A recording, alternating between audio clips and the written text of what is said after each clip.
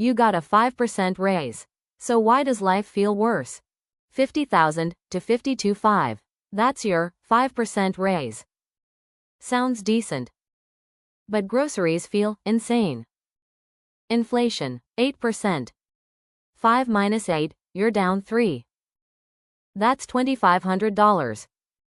Your expenses rose $3,200. You're down $700. Percent hides the base. Next time you hear a percent, ask from what? 30% of 1,300. You react to the percent, but you pay the dollars. If you ignore the base, the percentage controls you. Let's look at a real headline. A 30% increase sounds dramatic. When you hear that number, your mind reacts instantly.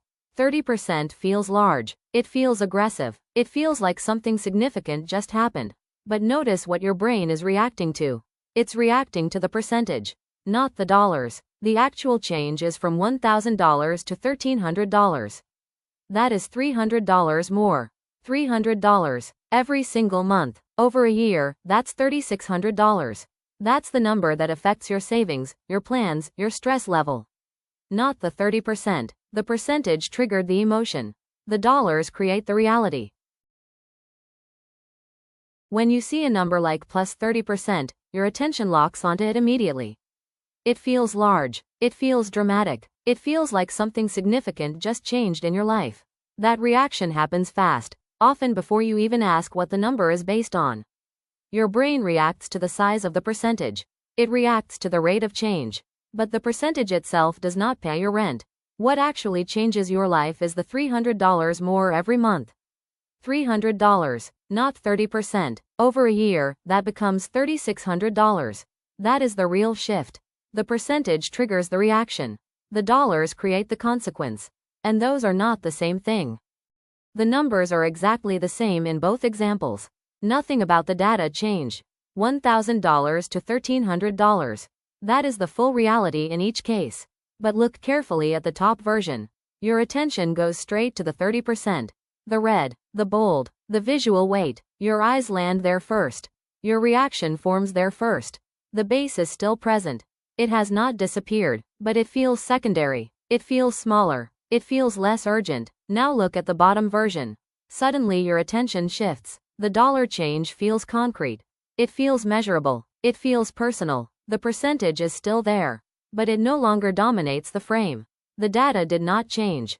Only the emphasis did. And when emphasis changes, perception changes with it.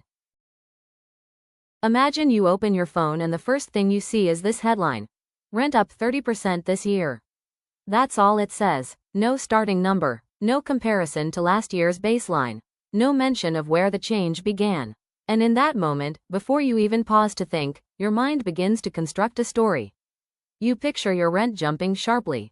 You imagine your monthly payments suddenly becoming unaffordable. You feel a spike of concern.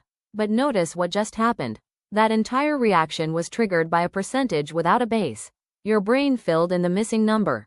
It invented a magnitude. It assumed a dramatic shift. The percentage felt concrete. The base was invisible. Yet the emotional reaction was very real.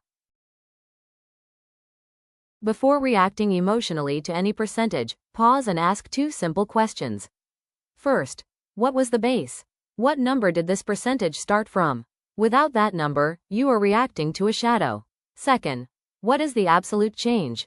How many dollars? How many units? How much real difference? Percentages describe relationships. Absolute numbers describe consequences. If you train yourself to ask those two questions, you will see the structure behind the headline. Percentages are not lies. They describe real changes. A 30% increase is mathematically correct. The number itself is not false. But accuracy is not the same as clarity. A percentage compresses information. It reduces a story to a single number. And when that number is placed alone, detached from its base, it stops being informative and starts becoming suggestive. It tells you something changed, but not how much your life will change.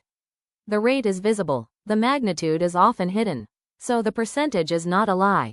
But without the base, it can hide reality in plain sight. A percentage is a shortcut. It's a compressed story. And shortcuts are convenient, but they also skip details. Rent up 30%. That's a shortcut. The full sentence is, rent went from to. Because your life doesn't get paid in percentages. Your budget doesn't live in percentages. Your budget lives in dollars. Every month. So whenever you see a percentage, don't argue with it. Don't panic about it. Just expand it back into the full sentence. From what to what? Here's the habit. Don't fight the headline. Expand it. Up 30% becomes from what to what? If they can't answer that, you don't have information yet. You only have a reaction trigger. Find the base. Find the absolute change. Then decide how big it really is.